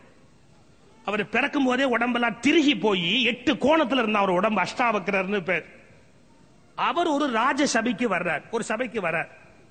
இந்த உலகத்தோட இயல்பு எப்படின்னா பர்சனாலிட்டியை பார்த்து முதல்ல முடிவு பண்ணும், குறைச்சு மதிப்பிடும், தோற்றத்தை வச்சு குறைச்சு மதிப்பிடும். உலகம் அவரை பார்த்து சிரிச்சுது. 8 கோண ஒட்டகத்தை விட ஜாஸ்தி. உலகம் அவரை பார்த்து சிரிக்குது. சபைக்குள்ள நுழையிறார். ராஜாவே சிரிச்சுட்டான். அங்க இருந்த வேத பண்டிதர்கள்லாம் அவரை பார்த்து இப்படி சிரிச்சுட்டாங்க. அவர் உடனே சொன்னார், நான் இங்கு அறிவாளிகளும் படித்தவர்களும் இருக்கிற சபைக்கு வந்திருப்பதாக நான் நினைத்தேன். ஆனால் வந்த பிறகு ஒரு உண்மை தெரிந்தது, இங்கு செருப்பு தைக்கிற இயல்புடையவர்கள் பல பேர் இருக்கிறார்கள் அப்படின்னு. சபைக்கு கோபம் வந்துருச்சு. என்ன படிச்சவங்க சபையை எப்படி பேசுற அப்படின்னு. அவர் சொன்னார், உங்களுக்கு ஒரு உண்மை தெரிய வேண்டும். ஒரு விலங்கு கோணலாக போனால் கவலைப்படக்கூடியவன் செருப்பு தைக்கிற தொழிலாளி மட்டுமே. ஏனென்றால் அதன் தோலை பயன்படுத்த முடியாது என்று கோணலான விலங்குகளை பார்த்தால் இந்த தோல் பயன்படாது என்று வருத்தப்படுகிறவன் அந்த தொழிலாளி மட்டுமே. என் உடம்பு கோணலாக இருக்கிறது என்று நீங்கள் கவலைப்பட்டால் உங்களுக்கும் அவனுக்கும் என்ன வித்தியாசம் இருக்கிறது? என் அறிவை மதிக்காமல் உடம்பை எடை போட்டீர்களே, உங்களை நான் வேறு எப்படி சொல்ல முடியும் என்று கேட்டார். எனவே நம்முடைய தோற்றத்தை யாராவது குறைத்து சொன்னால் அதற்காக கவலைப்படக்கூடாது. நான் ஒல்லியா பறந்துட்டேன், என் பல்லு எடுப்பா இருக்கு, என் கண்ணு கொஞ்சம் முட்டையா இருக்கு, என் நிறம் கொஞ்சம் கருப்பா இருக்கு, எனக்கு தோற்றம் ஒரு மாதிரி. தயவு செய்து இந்த எண்ணங்களை தூக்கி வெளியிலே எறியுங்கள். அது உங்கள் தவறு அல்ல. நீங்கள் கோணலாக பிறந்தீர்களா? நீங்கள் கருப்பாக பிறக்க வேண்டும் என்றே பிறந்து விட்டீர்களா? இல்லையே. அது இயற்கையில் நடந்து விட்ட ஒன்று. இதை குறித்து வருத்தப்பட வேண்டாம். அந்த தாழ்வு மனப்பான்மையில இருந்து ஒவ்வொரு மனிதனும் முதலில் வெளிவந்தாக வேண்டும். நமக்கு எவையெல்லாம் குறை என்று சொல்லுகிறார்களோ அவைகள் குறைகளே அல்ல என்கிற தெளிவுக்கு இரண்டாவதாக வந்தாக வேண்டும். மூன்றாவதாக ஒவ்வொரு கணத்தையும் பயன்படுத்தி எண்ணங்களை வலிமைப்படுத்தி அடைய வேண்டிய வெற்றியை நோக்கி நடந்து கொண்டே இருக்க வேண்டும். இதில் ஒருபோதும் சோர்வு, தன்னம்பிக்கை குறைவு இவை வரக்கூடாது. விடாத முயற்சி இருந்து கொண்டே இருக்க வேண்டும். ஆபிரகாம் லிங்கன் ஏழ்மையிலே வளர்ந்தவர். மறந்து விடாதீர்கள். மண்வெட்டியிலே கரித்துண்டிலே எழுதி அவர் படித்தவர். அவருக்கு படிக்க வசதி இல்லை, புத்தகங்கள் வாங்க பணம் இல்லை, நோட்டு புத்தகங்கள் வாங்க பணம் இல்லை. அவர் மண்வெட்டியிலே கரித்துண்டாலை எழுதி படித்தவர் ஆபிரகாம் லிங்கன். ஒரு காலத்தில் மண்வெட்டியில் கரித்துண்டால் எழுதிய ஆபிரகாம் லிங்கன் தான் பிறகு அமெரிக்காவின் தலையெழுத்தையே எழுதுகிற ஜனாதிபதி லிங்கனாக மாறினார். ஒரு மண்வெட்டியில் எழுதியவன் ஜனாதிபதியாக மாற முடியும் என்றால் நோட்டு புத்தகத்தில் எழுதுகிற நாம் ஜனாதிபதியாக மாற முடியாதா? அதற்குரிய தெளிவும் அதற்குரிய உறுதியும் நமக்கு வந்தாக வேண்டும். இதுக்கு என்ன பேர்னா பாசிட்டிவ் ஆட்டிடியூட். எல்லாத்திலும் பாசிட்டிவா நினைக்க பழகணும். சில பேர் சொல்லுவா, அது நான் போவேன் பஸ் போயிடும், அது நம்ம ராசியே அப்படி. அட இவ்வளவு பேசுறாங்களே, பகுத்தறிவை வளர்க்க வேண்டியவர்கள் கூட காலையில டிவியை திருப்பினா, மீனராசி நேயர்களே இன்று உங்களுக்கு ஆபத்தான நாள், என்கிட்ட ஒரு நாள் ஆட்சியை கொடுத்தா அப்படி சொல்றவனை எல்லாம் வாழ்நாள் முழுக்க ஆயுள் தண்டனை கொடுத்து உள்ள வச்சிரு. ரிஷபராசி நேயர்களே இன்றைக்கு வெளியில் போக இவனே போக மாட்டான், நீங்க வேற வெளியில் போக வேண்டாம், கடன் கிடைக்காது. காலைல ரேடியோ திருப்பினா டிவியை திருப்பினா இதையா சொல்றது? ரிஷபராசி நேயர்களே அப்படின்னா வெரி சாரி. வாழ்வில் யாரையும் சோர்வடைய வைப்பதற்கு எந்த மீடியாவுக்கும் உரிமை இல்லை என்பதை தயவு செய்து புரிந்து கொள்ளுங்கள். பலகீனப்படுத்துவதற்கு இத்தகைய மீடியாக்களை பயன்படுத்த மக்களே கோழைகள். ஏற்கனவே பல பேர் கோழையா இருக்கிறான். இன்னைக்கு நாளே உனக்கு சரியில்லை என்னன்னா எந்த நாளும் நல்ல நாள். ஏன்? நெஞ்சில் நல்ல எண்ணம் உடையவர்களுக்கு 365 நாளும் நல்ல நாள் தான்.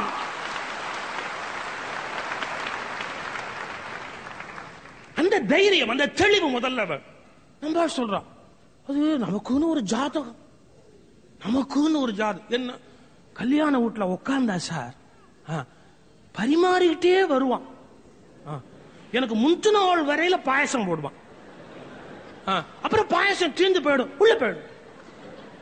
ஏன் மறுபடியும் வரமாட்டானா? வருவான். கரெக்டா நம்மளை விட்டுட்டு அடுத்த நாள்ல இருந்து ஆரம்பிப்பான். ஏன்னா கடவுள் எழுதிட்டார். ஏடா பாயசத்தை கூட தலையில எழுதுவார் அவர். முந்திரி பருப்பு எல்லாம் எழுதிருப்பாரு. 3 முந்திரி பருப்பு, 4 முந்திரி பருப்பு, 2 ஜவ்வரிசி, 3 சேமியா எழுதிருக்கிறாரு. அது என்ன சார், எனக்கு முந்தின நாள் வரைக்கும் பரிமாறுறான், அப்புறம் எனக்கு அடுத்த நாள்ல இருந்து ஆரம்பிக்கிறான். அது ஏன் சார் என்ன விட்டுட்டா? நீ அவ்வளவு இருட்டா இருக்கிற, லைட்டா இருப்பா, ஒரு 1000 வாட்ஸ் பல்பு போட்ட மாதிரி பளிச்சுன்னு இரு, உன்னை விட்டுட்டு போவானா? என்னன்னா, எண்ணங்கள் உங்களுக்குள் ஒளி அலைகளை உண்டு பண்ணுகின்றன. உங்கள் எண்ணம் பிரகாசமாக இருந்தால் நீங்களும் பிரகாசமாக இருப்பீர்கள். எனவே எண்ணங்களை வலிமைப்படுத்துங்கள், உங்களுக்குள் இருந்து ஒரு ஒளியை உண்டு பண்ணுங்கள். உங்களை மற்றவரால் புறக்கணிக்கவே முடியாது. அதை விட்டுட்டு பிரம்மா எழுதி விட்டார், அவருக்கு ஒரு வேலையே இல்லையா? உனக்கு பாயசல 3 முந்திரி விற்பனை எழுதுறதா ஒரு வேலை சொல்றான். நமக்கு அதான் அதிர்ஷ்டம். ஏன் கூப்பிட்டு இந்தாப்பா பாயசம், நான் ஒருத்த உயிரோட தெரியல ஓட்டுப்பா. கேளுங்களேன், என்ன தயக்கம் தயக்கம் தயக்கம் தயக்கம். வாழ்வில் எங்க போனாலும் தயக்கமா? தயக்கத்தை விட்டாதான் சார் வெற்றி பெற்று மேல வர முடியும். எவ்வளவு தயங்கி கொண்டே இருப்பது வாழ்க்கையிலே? இந்த தாழ்வு மனப்பான்மை தவிர இதை விட முக்கியமான சீக்ரெட் ஆஃப் லைஃப், வாழும் தி ஆர்ட் ஆஃப் லிவிங், வாழும் கலை பல பேருக்கு நீங்க தெரியல. என்னன்னு, எதை மிஸ் பண்ணிட்டோமோ அதை பெருசா எடுத்துக்கிறது. எப்படின்னா, அப்பவே என்ன பெண்கள் வீட்டுல கூட பேச சொல்லுவாங்க. என்ன சிதம்பரத்துல கேட்டாங்க, மதுரையில கேட்டாங்க, என்ன கோயம்புத்தூர்ல கேட்டாங்க, எங்க அப்பா என்ன கொண்டாந்து மெட்ராஸ்ல தள்ளிட்டார். ஏனால் என்ன வருத்தம்? இந்த ஆளுக்கு காலையில 6 மணிக்கு காப்பி வேணும், இவருக்கு 6 மணிக்கு காப்பி வேணும்னா 5 மணிக்கெல்லாம் நான் எந்திரிச்சு டிகாக்ஷன் போட்டாதான் ஃபர்ஸ்ட் டிகாக்ஷன் நான் குடிச்சுட்டு 2வது டிகாக்ஷன்ல இந்த ஆளை காப்பி கொடுக்கலாம். ஏன்னா மதுரையில கேட்டாங்க, கும்பகோணத்துல கேட்டாங்க, திருச்சியில கேட்டாங்க, எல்லாத்தையும் விட்டு மெட்ராஸ் தட்ட. அந்த அம்மாக்கு ஒண்ணு தெரியாது. என்னன்னா, அந்த கும்பகோணத்துல இருக்கிறவன் 5:30க்கு காப்பி குடிப்பான், இவனாவது 6 மணிக்கு குடிக்கிறான், அவன் 5:30க்கு குடிப்பான். இது எவ்வளவு பெரிய அவஸ்தை. அப்ப 4:30க்கு ஏஞ்சி இந்த மாதிரி காப்பி போட்டிருக்கணும். தப்பிச்சு நம்ம இதை மெட்ராஸுக்கு வந்துட்டோமா? இது லைஃப் நல்லது எடுத்துக்கலாமா இல்லையா? என்ன தெரியுமா அதுக்கு சொல்றான் அந்த நோய்க்கு? Missed opportunities. வாழ்க்கையில் இழந்த சந்தர்ப்பங்களை எண்ணியே புலம்புகிறார்கள். நண்பர்களே, இன்றைக்கு நான் உங்களை உரிமையோடு கேட்டுக்கொள்கிறேன், வாழ்க்கையில் இழந்தவற்றை பற்றி கவலைப்படாதீர்கள். இனி அவற்றை நீங்கள் மாற்றி அமைக்க முடியாது. அவை செத்தொழிந்தவை, அவை போய் ஒழிந்தவை. புதிய வாழ்க்கைக்கு தயாராக இருங்கள். இன்று புதிதாய் பிறந்தோம். பாரதியுடைய வார்த்தை. நான் வேடிக்கைக்கு சொல்லவில்லை, நான் வேடிக்கைக்கு சொல்லவில்லை, அகங்காரத்தோடும் சொல்லவில்லை. வாழ்க்கையில் என் பேச்சை கேட்கிறவர்கள் அதிர்ஷ்டசாலிகள். புண்ணியம் இருந்தால் ஒழிய என்னுடைய பேச்சை அவர்களாலே கேட்க முடியாது. அதற்குரிய வாய்ப்பு இருந்தால் மட்டுமே இதை கேட்க முடியும். நான் உறுதியாக நம்புகிறேன். இன்று புதிதாய் பிறந்தோம். நேற்றோடு செத்தொழிந்தவை பற்றி கவலைப்படாதீர்கள். அவை புதைக்கப்பட்டவை. அதை போஸ்ட்மார்ட்டம் செய்கிற வேலை நம்முடைய வேலை அல்ல. தவறவிட்ட வாய்ப்புகளுக்காக இயங்காதீர்கள். மிஸ்டர் ரோட், நீங்க ரோட்ல போறீங்க, இப்படியும் போயிருக்கலாம், இப்படியும் போயிருக்கலாம். நீங்க இந்த ரோடு எடுத்துட்டீங்க, கார்ல இந்த ரோடு எடுத்துட்டீங்கல்ல, போங்க. அந்த ரோட்ல போயிருந்தோம், இப்படி 100 வாய்ப்பு இருக்கு. போயிருந்தா வாழ வேண்டாமா? அப்படி இருந்தா நல்லா இருந்திருப்போமோ, இப்படி இருந்திருந்தா நல்லா இருந்திருப்போமோ, எங்க உட்கார்ந்தா அதேதான் நிலைமை. வந்துட்டோம் இல்ல, இதை ஜெயிக்கிறதுக்கு பாருங்க. அப்படி போயிருந்தா இதுக்கு முடிவே கிடையாது. ஒரே ஒரு செய்தி சொல்றேன். வாழ்க்கையில நிகழ்காலத்துல வாழ பழகுங்கள். என்ன நிகழ்காலத்துல வாழ்வது? பல பேர் கடந்த காலத்துல இருக்கலாம், இல்ல ரொம்ப எதிர்கால கற்பனை இருக்கலாம். நான் எதிர்கால கனவுகள் வேணும்னு சொன்னேன், ஆனா கனவுலயே மிதக்க கூடாது. கனவுகளும் வேணும், நிகழ்காலத்துல வாழவும் தெரியணும். அதான் தி ஆர்ட் ஆஃப் லிவிங். வாழ்க்கையுடைய பெரிய சவால் அது. எதிர்காலத்தை பற்றிய கனவு இருக்கணும், நிகழ்காலத்துல வாழ பழகணும். அது என்ன எதிர்காலம், நிகழ்காலம், கடந்த காலம்னா? பல பேர் நீங்க பேசுனீங்கன்னா நிகழ்காலத்திலே இருக்க மாட்டாங்க. சார், நாங்க சென்னையில இருந்து குத்தாலத்துல குளிக்கிறதுக்கு போனோம். இப்ப மெட்ராஸ்ல குளிக்கணும்னா குத்தாலம் தான் போகணும். மெட்ராஸ்ல குளிக்கவே முடியல, குற்றாலத்துக்கு போகணும். ஒரு டாடா சுமோ கார் எடுத்துக்கிட்டு ஒரு 8 பேர் குற்றாலம் போய் இறங்கணும். வண்டியை நிறுத்திட்டு எல்லாம் ரொம்ப அழுக்கா. குற்றாலத்தில் குளிக்கிறதுக்கு அதான குவாலிஃபிகேஷன், அழுக்கா. குற்றாலம் போய் குளிக்க போனோம். ராத்திரி கொஞ்சம் லேட் ஆகி போச்சு, நாங்க போய் சேரும்போது லேட் ஆகி போச்சு. போய் அருவியில நின்னோம், குளிக்கலாம் அப்படி. கூட வந்ததுல ஒரு பையன் படுச்சல், சீக்கிரமா குளிச்சுட்டு வாங்கப்பா. சீக்கிரமா குடிச்சிட்டு வாங்கப்பா, இட்லி கடை மூடிடுவான், இட்லி கடை மூடிடுவான். அதாவது குளிக்க விட மாட்டேங்கிறான். சீக்கிரமா குடிச்சிட்டு வாங்கப்பா, உங்க இட்லி கடை முடிவான், சாப்பிட முடியாம பட்டினா கிடக்கணும், இட்லி கடை முடிவான்பா, சீக்கிரமா வாங்கப்பா. ஒருத்தனுக்கு எரிச்சல் தாங்கல. ஏய் இட்லியே தின்னது இல்லையாடா? அவன் திருப்பி கேட்டான், ஏய் நீ குளிச்சதே இல்லையாடா? இவனை கூட்டிட்டு குத்தாலம் போலாமா? நீங்க சில பேர் பாருங்க, வீட்ல நீங்க புறப்படுற வரைக்கும் இங்க வரணும் வரணும் வரணும்னு அனத்துவான். வந்த உடனே எப்ப புறப்படலாம், எப்ப புறப்படலாம், எப்ப போற, எதுக்கு வர்ற? எங்க இருக்கிறியோ அங்க இருக்க பழகு. எங்க இருக்கிறாயோ அங்க பூரணமாக இரு. நீ எங்க இருக்கிறாயோ அங்க பூரணமாக இரு. அப்பதான் வாழ்க்கை அனுபவிக்க முடியும். அதை விட்டுட்டு புறப்படுற வரைக்கும் இங்க வந்தோன்னு இன்னொன்னு. சரி இவன் இவ்வளவு அனத்தலாம் பாருங்க, இட்லி கடை மூடிடுவான்னு. சரின்னு குளிச்சுட்டு இட்லிக்கு போய் உட்கார்ந்தா, சீக்கிரமா சாப்பிடுங்கப்பா, பால் கடை மூடிடுவான்றான். எதையுமே அனுபவிக்கலீங்க. அடுத்தது அடுத்தது அடுத்தது போயிட்டே இருக்கிறானே ஒழிய இதை எப்ப அனுபவிக்கிறது? உங்கள் கையில் நான் சொல்லுகிற வார்த்தை சாதாரணமானதல்ல. உங்கள் கையில் என்ன கிடைத்திருக்கிறதோ முதலில் அதை ஆனந்தமாக அனுபவிக்க பழகுங்கள். இந்த அனுபவம் இல்லாதவர்கள் வாழ்க்கையை தோற்று விடுகிறீர்கள்.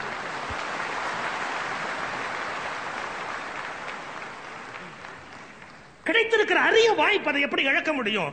வாய்த்தது நம் தமக்கு இதோர் மானுட பிறவி. இந்த பிறவி விட முடியுமா? இந்த பிறவில என்ன கிடைச்சிருப்போ முழுமையாக பார்க்க வேண்டாமா? இது யாருன்னா கடந்த காலம், எதிர்காலம். அப்ப பார்த்தாலும் எதிர்காலத்தை பத்தியே பேசுறது. அடுத்தது அடுத்தது அடுத்தது அடுத்தது இதை ஒண்ணுமே அனுபவிக்கல. இன்னொரு கேஸ், அது கடந்த காலம். In 1932 who asked you? In 1932 வரவே மாட்டான் மாதிரி ரொம்ப எரிச்சல்ல. ஏன்னா வேற வருஷமே தெரியாதான். In 1922 மறுபடியும் ரீவைன்லயே போறான் சார். ஃபாஸ்ட் ஃபார்வர்டுக்கே வர மாட்டேங்கிறான், பின்னாடியே போறான் பாட்டுக்கு. என்ன 1932 அவன் சொல்றான், காலம் ரொம்ப கெட்டு போச்சு சார். கெடுத்தவனே சொல்றான்.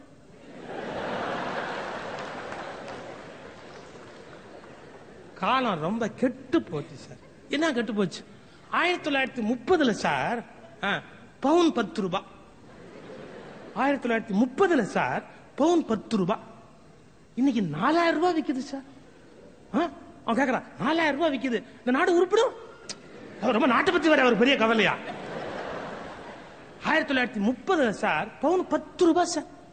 இப்ப பாருங்க 4000 ரூபாய் பவுன் விக்குது, இந்த நாடு உருப்பிடும்? அப்போ ஒருத்தன் கேட்டான், ஏய் 10 ரூபாய் வித்த பவுன் நீ ஒரு பவுன் வாங்கல, 4000 ரூபாய் வித்த பவுன் நீ வாங்கல, அது என்ன விலை வச்சா உனக்கு என்னடா? கரெக்ட். இவன் எப்பவுமே வாங்க போறது இல்ல. வாங்காதவனுக்கு எது என்ன விலை வித்தா என்ன கவலை? 1930, 1920, 1910 வெரி சாரி. இவர்கள் ஆபத்தானவர்கள். நண்பர்களே, இவர்களை விட்டு விலகி இருக்க பழகுங்கள். இவர்கள் கடந்த காலத்துக்கு அழைத்து போய் உங்களை கல்லறையிலேயே மீண்டும் வைத்து விடுவார்கள். பழைய விஷயங்களை தெரிந்து கொள்ளுங்கள், சரித்திரங்களை புரிந்து கொள்ளுங்கள், வரலாற்றை படியுங்கள். வாழ்க்கையை மாற்றி அமைப்பதற்கு அவை துணையாக இருக்கும். ஆனால் அதில் தேங்கி விடாதீர்கள். எதிர்கால கனவுகளையும் கற்பனைகளையும் வளர்த்துக் கொள்ளுங்கள்.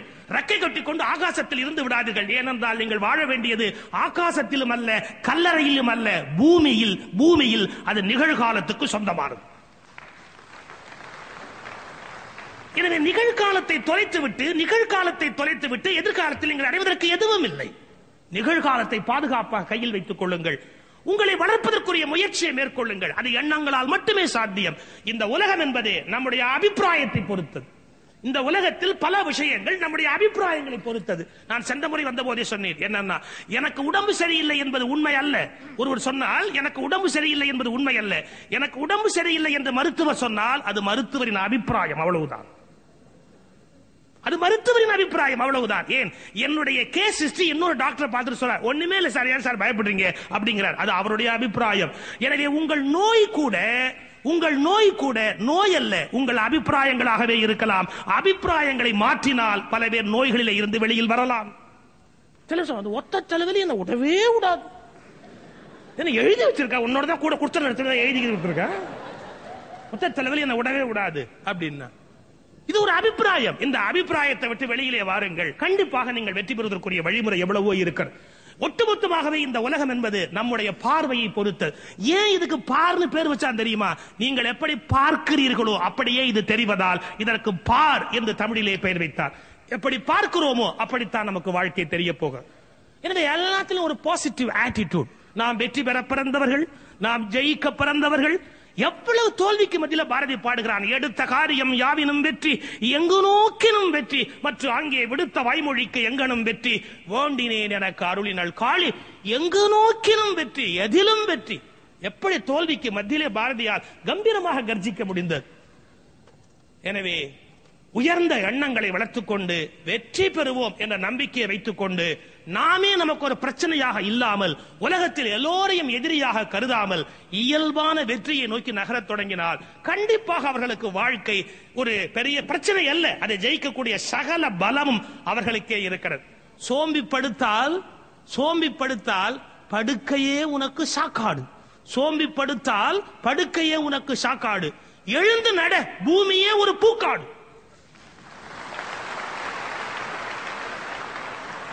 சோம்பிப்படுத்தால் படுக்கையே உனக்கு சாக்காடு, எழுந்து நட, பூமி ஒரு பூக்காடு. அதை அனுபவிப்பதற்கு புறப்படுவோம்.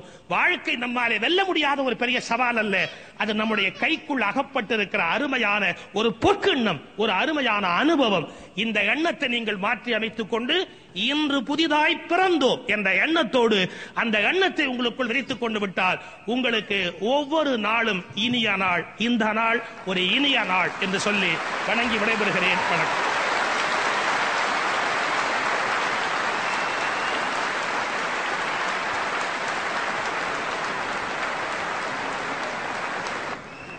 நன்றி.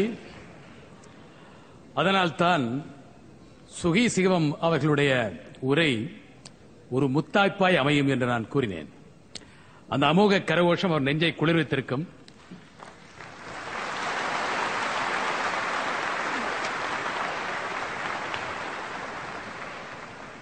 இந்த விழா ஆரம்பமான வேளையிலிருந்து அவர் மனம் கொஞ்சம் அலைபாய்ந்து கொண்டிருந்தது, கொஞ்சம் தவித்துக் கொண்டிருந்தார். அவர் மனதில் ஒரு கேள்விக்குறி. பசி வந்திட பத்தும் பறந்துவோம் என்பார்கள். ஆனால் நான் அவருக்கு சொல்லாமல் சொன்னேன், செவிக்குணவு இல்லாத போதுதான் வயிற்றுக்கும் சிறிது ஈயப்படும் என்று. அவர் பேச வரும் பொழுதே சிலர் தங்கள் ஆசனங்களில் இருந்து இறங்கி படியிலே வந்து கொண்டிருந்தார்கள். இன்னும் கொஞ்சம் கவலைப்பட்டார்.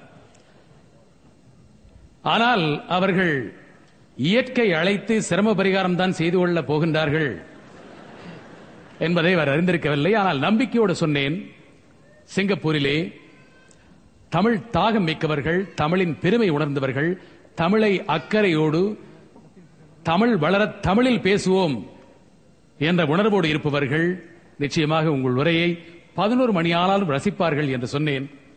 தரங்கிலே ஒரு ஆசனம் கூட காலி இல்லாமல் நிரம்பி நின்று அந்த உரையை கேட்டது மட்டுமல்ல, பல வினாடிகள் தொடர்ந்து ஒலித்தது கரகோஷம்.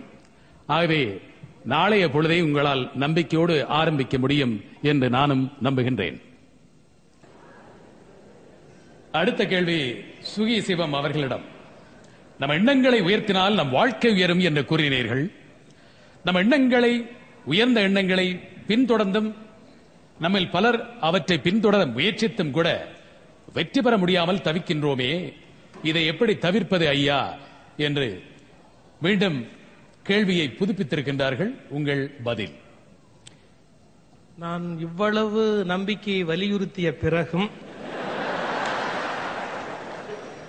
ஒருவருக்கு ஒரு அவநம்பிக்கை இருக்கிறது. எண்ணங்கள் இருந்தாலும் நான் அதன் பிறகு தோற்று போனாலும் அதற்கு ஒரு விடையை தெரிந்தே முதல்ல ஒன்று சொல்லுகிறேன்.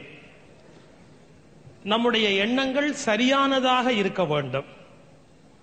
2, அப்படியும் அந்த எண்ணம் இப்போது நிறைவேறவில்லை என்றால் நாம் எண்ணுகிற எண்ணத்தில் வலிமை குறைவு என்பதுதான் பொருளே ஒழிய அது தோற்று போகும் என்று பொருள் அல்ல. ஒரு மூட்டையை தூக்குறோம், முதல்ல மூட்டையை தூக்கிட முடியுமா? முதல்ல ஒரு 5 கிலோ ரேஷன்ல, எங்க ஊர்ல 5 கிலோன்னு சொல்லி 4.25 கிலோ கொடுப்பாங்க ரேஷன்ல.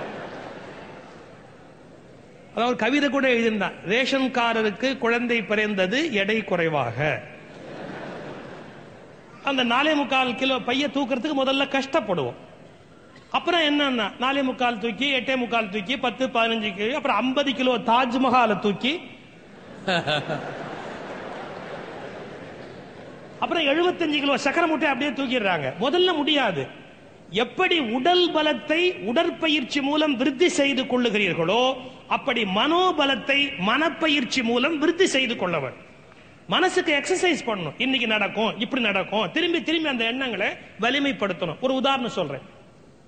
எண்ணங்கள் முயன்றும் உங்கள் எண்ணம் சரியா இருக்கும் என்று சொன்னால் உங்களுக்கு பிறகாவது நடக்கும். ரொம்ப ஆச்சரியமான விஷயம். எப்படின்னா, ஒரு அழகான ஆண்டாள் பாசுரத்தை அருமை கவிஞர் அவர்கள் இங்கே பேசினார்கள். ஆண்டாள் திருமாலிருஞ்சோலை அப்படிங்கிற கோயில் பெருமாள் மேல ஒரு பாட்டு பாடினா அவளுக்கு ஒரு ஆசை வந்துருச்சு. மாலிரும் சோலை நம்பிக்கு 100 தடா நிறைந்த வெண்ணெய், 100 தடா நிறைந்த அக்கார அடிசில்னா, கோயில்ல நைவேத்தியமா 100 அண்டா சக்கரை பொங்கல், 100 அண்டா வெண்ணெய் கொடுக்க முடியுமா? அவங்க அப்பா யாருன்னா கோயில்ல பூஜை பண்ற ஒரு கோயில் பட்டர். இவ கொடுக்கறேன்னு சொல்றது அமுல் பட்டர். எங்கேயாவது 100 அண்டா வெண்ணெய ஒரு கோயில் பட்டாச்சாரியார் பொண்ணால கொடுக்க முடியுமா? முடியாது. ஆனா அவன் சொல்லிட்டு போயிட்டா, இதனால கொடுக்கதான் முடியல. சொல்றேன், மாலிரும் சோலை நம்பிக்கு 100 தடா நிறைந்த வெண்ணெய், 100 தடா நிறைந்த அக்கார அடிசில் சொன்னேன். கொடுக்க முடியல, சொல்றேன்னா. எப்ப நடந்தது தெரியுங்களா? ராமானுஜர் என்ற ஒரு பெரியவர் பின்னால வந்து திருமாலிருஞ்சோலை கோயில்ல போய் சாமியை கும்பிடுற போது இந்த பாசுரத்தை சொன்னார்கள். அவர் அழுதுட்டார். ஆஹா, ஆண்டாள் ஆசைப்பட்டு 100 அண்டா சக்கரை பொங்கல் 100 அண்டா வெண்ணெய் கொடுக்கல, இப்ப நான் வசதியா இருக்கிறேன் கொடுக்கிறேன்னு அதே பெருமாளுக்கு 100 அண்டா சக்கரை பொங்கல் 100 அண்டா வெண்ணெய் கொடுத்தார் என்பது வரலாறு. அப்ப என்னன்னா, உங்கள் எண்ணங்கள் வலிமையாக இருந்தால் உங்களுக்கு பிறகும் அது நிறைவேறும். எனவே எண்ணங்களை தோற்கடிக்க முடியாது. அந்த நேரத்தில் கொஞ்சம் வலிமை குறைவாக இருக்கலாம். அவர்களுக்கு ஒன்று சொல்லுகிறேன், அந்த எண்ணங்களை திரும்ப திரும்ப திரும்ப நினையுங்கள். நீங்கள் பலமுறை நினைத்தால் எப்படி ஒரு பளுவை தூக்க உடற்பயிற்சி ஆகிறதோ அதுபோல் ஒரு எண்ணத்தை நம்முடைய மனம் சுமக்க சுமக்க சுமக்க மனம் பலமுடையதாக ஆகும். நம்முடைய செயல் வெற்றி பெறும்.